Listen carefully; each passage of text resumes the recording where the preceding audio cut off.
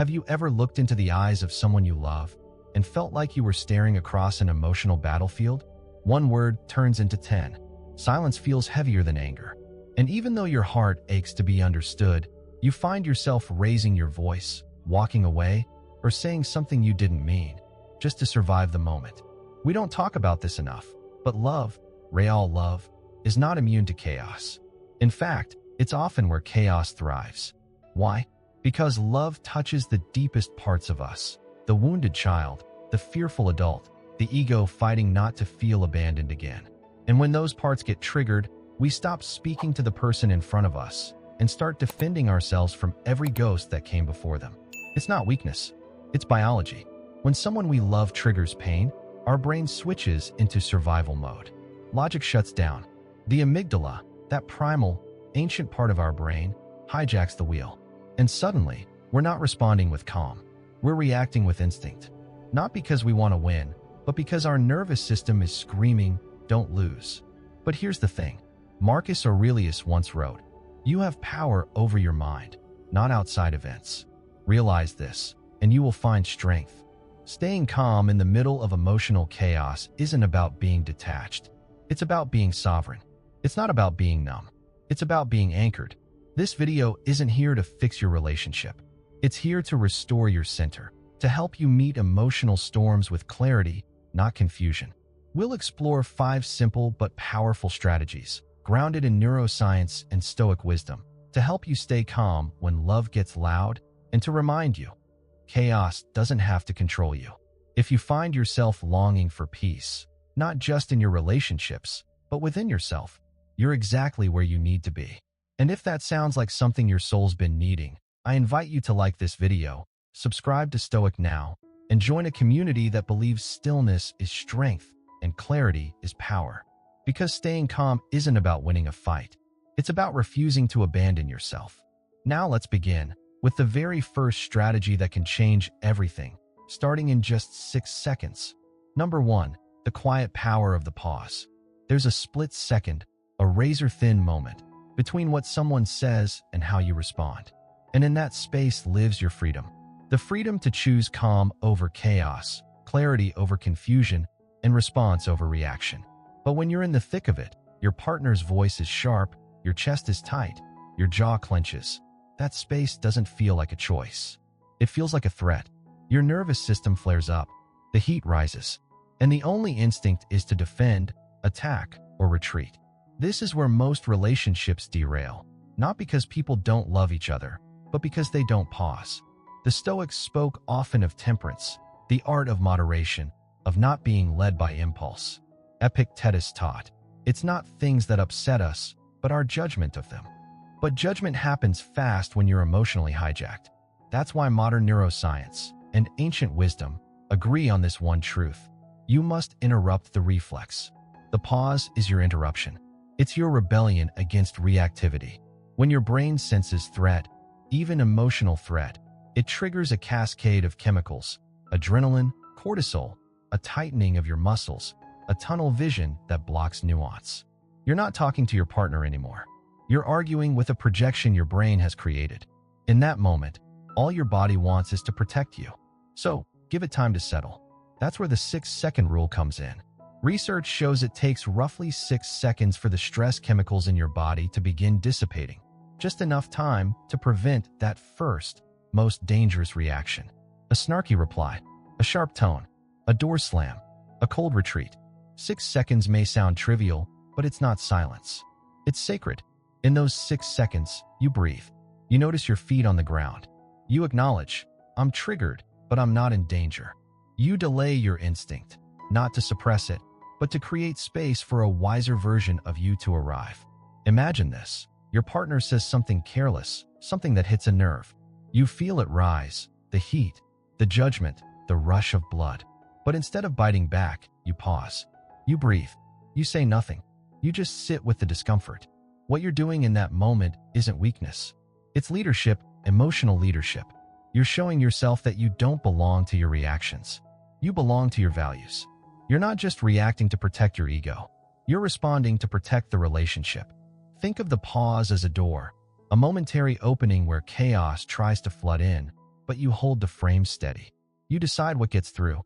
You decide if the storm outside becomes a storm within.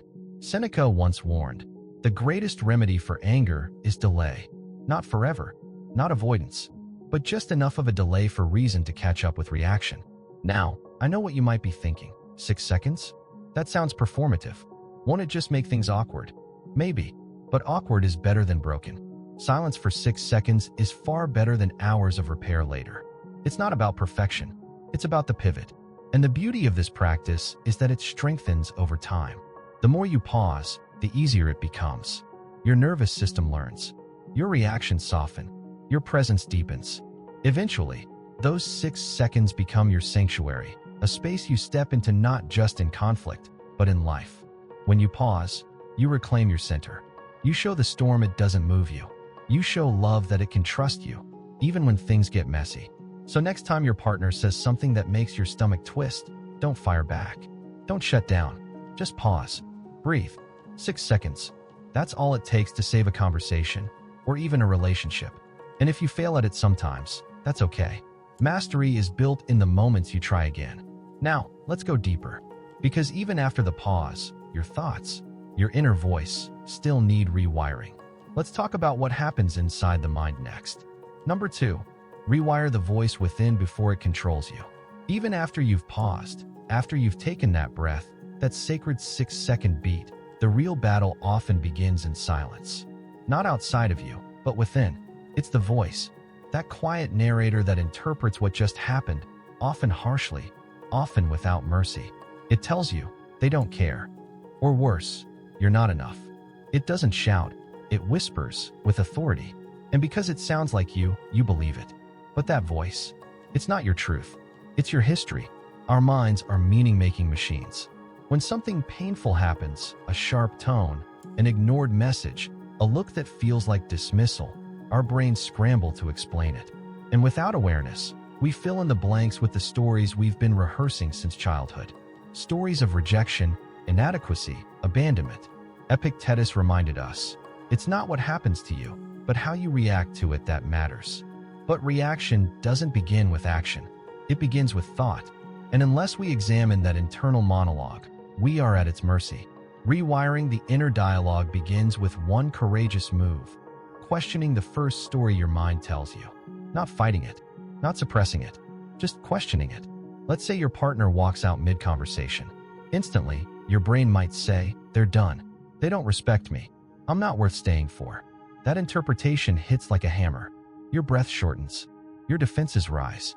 But what if you caught the voice mid-sentence and asked, is that the only possibility?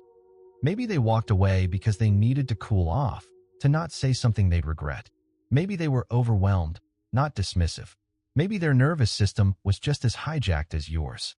You don't have to believe every thought you think. You just have to slow it down. Try this. The next time a conflict triggers that narrative loop, speak to yourself as you would a friend. Not with delusion, with compassion.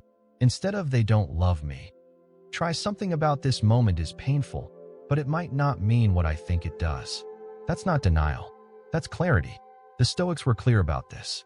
Marcus Aurelius wrote in Meditations, "You have power over your mind, not outside events. Realize this, and you will find strength." In our modern language, the real battlefield is in your head, not your living room. One powerful technique here is cognitive reframing. The ability to view a situation through a different, often more balanced, lens. It doesn't mean pretending everything's fine. It means honoring the emotion without becoming its hostage. For example, let's say your partner cancels plans last minute. The default voice says, "They don't prioritize me." That belief triggers resentment. But reframing it could sound like, "This isn't ideal, but maybe something came up that I don't yet understand. Let me ask instead of assume." This slight mental pivot changes your entire emotional posture. You shift from being on guard to being open, from defense to dialogue. And over time, the more you reframe, the more you reshape, not just your thoughts, but your identity. You go from someone who reacts to someone who reflects, from someone who takes everything personally to someone who sees through multiple lenses. And let's be honest, you won't do this perfectly. Sometimes the story your mind tells you will still win. Sometimes you'll spiral. That's okay. This isn't about perfection. It's about progress, about planting a new seed each time you pause and watering it with awareness. So when the old voice rises up, the one soaked in fear, in ego, in past wounds, just notice it, smile at it, and then choose a different thought, one that reflects who you're becoming, not who you've been. Because calm isn't just about what you say, it's about what you believe. And beliefs are built, word by word, from the dialogue within. In the next part, we'll go even deeper, not into the mind, but the body. Because when your thoughts feel calm but your chest is still tight, it's your nervous system that's asking to be heard. Number 3, calm the body, calm the storm. You can tell yourself 100 times to stay calm. You can pause, reframe, speak gently to your thoughts, and still feel like a wave is crashing inside your chest. That's because peace isn't just a mental exercise. It's a physical one. The body doesn't lie. You see, even when the mind begins to understand, the body still remembers. It remembers the tone that hurt you, the posture of disappointment, the feeling of abandonment. And when the nervous system senses any echo of those past injuries, no matter how small, it flinches. We often try to reason ourselves out of emotional chaos, but forget that our body is the battlefield. Marcus Aurelius might have called it the fortress of the soul. And when the fortress is shaking, words are not enough. Your body must feel safe before your mind can think clearly. That's where breath becomes everything. Your breath is the only system in your body that is both automatic and under your control. It is the remote control to your nervous system. And right now, if you're in conflict, your body is likely in a sympathetic state: fight, flight, or freeze. This isn't a metaphor. It's measurable. Your heart rate spikes. Your muscles tense. Your digestion halts. Your awareness narrows. To calm that system, we don't need grand rituals or hours of meditation. We need rhythm. One of the simplest tools, used by Navy SEALs, trauma therapists, and ancient breathwork practitioners alike, is called box breathing. It's simple, it's free, and it works. Inhale for 4 counts. Hold for 4. Exhale for 4. Hold for 4. Repeat. Box breathing doesn't just slow the breath, it sends a signal to your body that says, we're not in danger. And once the body believes that, the mind follows. This isn't just theory. Studies from Harvard, Stanford, and even the National Institute for Mental Health confirm that breath regulation can reduce cortisol levels, restore vagal tone, and bring the brain's prefrontal cortex, the seat of reason, back online. In Stoic practice, breath was the foundation of discipline. While they didn't call it vagal stimulation, they lived it. Seneca, facing exile and threat, wrote, "Begin at once to live, and count each separate day as a separate life." What is a day, if not a breath in time? So when you find yourself spiraling, when your chest tightens, your palms sweat, and your voice trembles, before you say anything, return to the body. Notice the floor beneath your feet. Feel the air moving in and out. Place a hand on your chest or stomach if you need to. Let the breath be your tether, not to escape the moment, but to anchor yourself in it. Because here's the truth. You cannot argue, connect, or love well from a body that feels unsafe. You may be right in the argument. You may have all the facts, the moral ground, the history on your side. But if your body is on fire, your message won't land. You'll speak from panic, not presence. That's why this step is non-negotiable. You must regulate before you relate. And with practice, this becomes second nature. Instead of reacting impulsively, you'll breathe. Instead of clenching your jaw, you'll soften your shoulders. Instead of storming out, you'll step back into your own body first, then decide what comes next. Because emotional resilience doesn't come from saying the perfect thing. It comes from being steady when everything around you wavers. And that steadiness? It starts in the breath. So the next time you feel the rush of adrenaline during a conflict, pause. Yes. Reframe your thoughts. Yes. But then, come home to your body. Breathe. Move gently. Anchor down. Because once your body remembers it is safe, your heart can remember how to love. In the next part, we'll shift from the self to the other and discover how true strength in love isn't about having the final word, but hearing what's beneath the words spoken. Number 4, hear what pain can't say. When was the last time you truly listened to someone you love? Not to respond, not to fix, but to understand. Most of us think we listen, but what we're often doing is waiting for our turn to speak, to defend, to correct the story. In conflict, our ears close the moment our pride opens. We don't listen to the other person. We listen to our assumptions about them. But true listening is disarming. It dissolves the invisible weapons we raise to protect ourselves. It allows space for what's beneath the anger, the fear, the unmet need, the wound we forgot was still bleeding. As Epictetus reminded his students, we have 2 ears and 1 mouth so that we can listen twice as much as we speak. That is not passivity. That is mastery. In love, the need to be understood is a force as strong as the need to be right. But when you make being right your goal, you forget the person in front of you is not your opponent. They are someone who, just like you, is trying not to drown in their own emotion.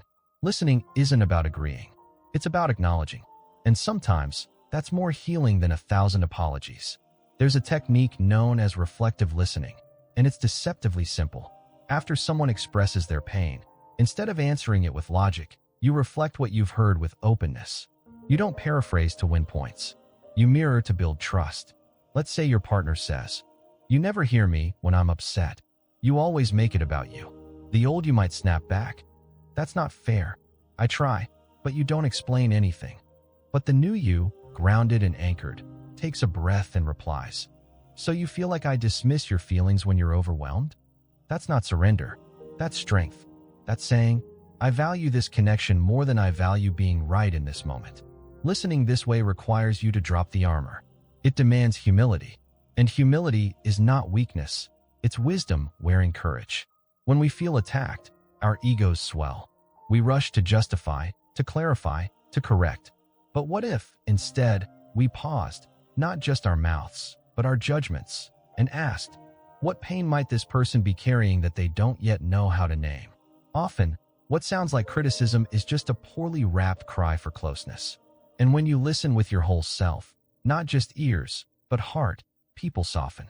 Not always immediately, not always perfectly, but they sense it, they feel it, because presence is palpable. It's the difference between "Are you done yet?" and "I want to understand, even if I don't agree." This shift, from reaction to reflection, rewires relationships. It doesn't mean you become a doormat. It means you become a mirror, clean and honest, so the other can see themselves more clearly. And sometimes, when we reflect another person's pain back to them without resistance, it gives them permission to stop fighting us and start understanding themselves.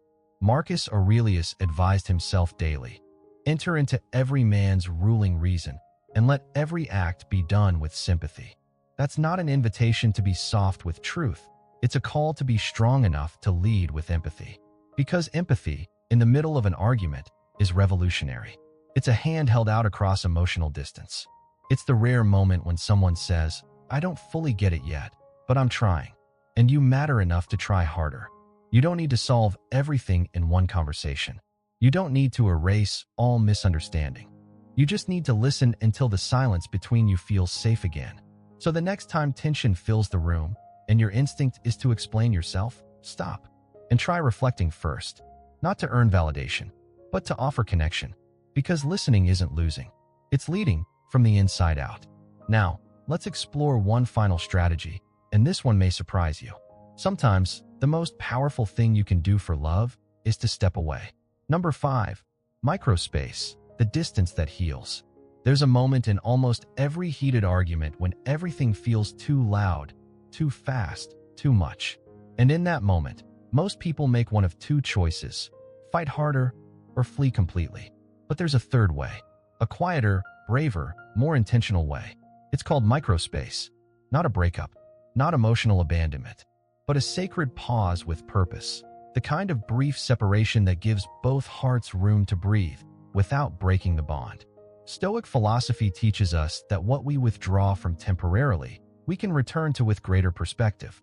Seneca once wrote, "We suffer more often in imagination than in reality." And in the middle of a conflict, the mind imagines the worst: betrayal, rejection, irreparable damage. But sometimes, all we need is space to see the truth without distortion. Microspace isn't silence used as punishment.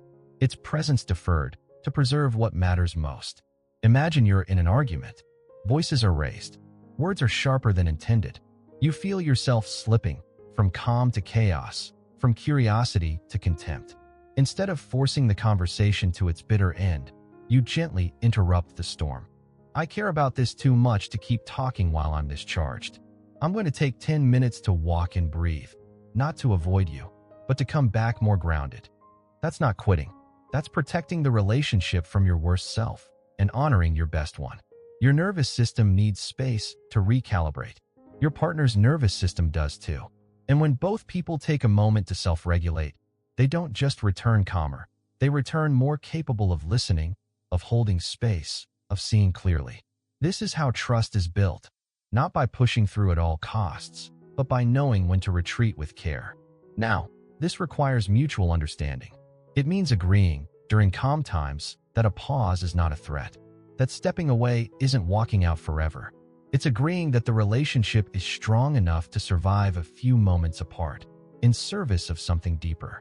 Marcus Aurelius reflected often in solitude, not to escape, but to realign. In Meditations, he noted, "Nowhere can man find a quieter or more untroubled retreat than in his own soul." That retreat can happen in the span of a few minutes. A slow walk, a stretch, a moment on the balcony with nothing but your breath and the sky. Even 5 minutes of space can mean the difference between saying something regrettable and saying something real. But what makes microspace powerful is how you communicate it. If you vanish mid-fight without clarity, it feels like rejection. But if you speak it with presence and reassurance, it feels like care. I need a moment to step back so I don't step over your feelings. I'm not leaving you. I'm protecting the us from becoming just me versus you. These words, spoken with steady tone and clear intent, shift the emotional climate. They signal maturity. They create trust, even in tension. Because here's the truth. Sometimes love needs air to breathe. Constant closeness, especially in emotionally charged moments, can create fog.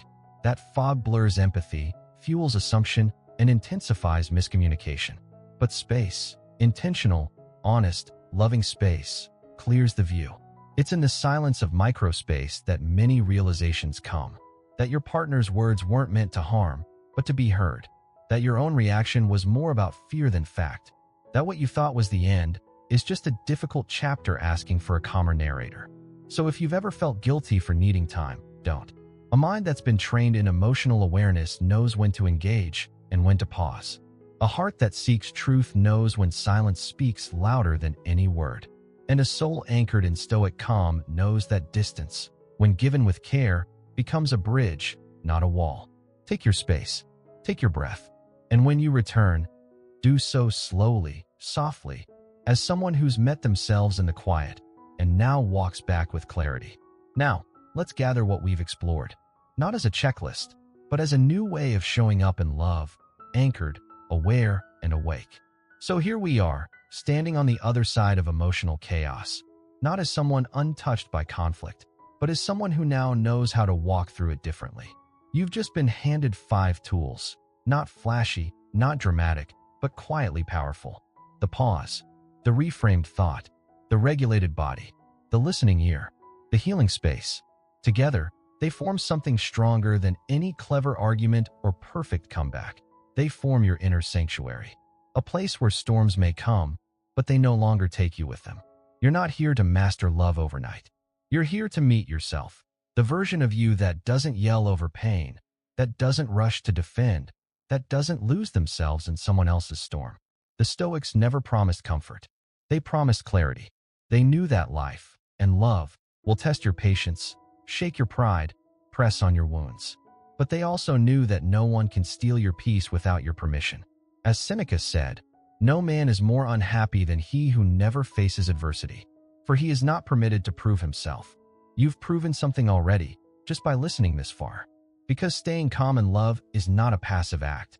It's revolutionary. It's what breaks generational cycles.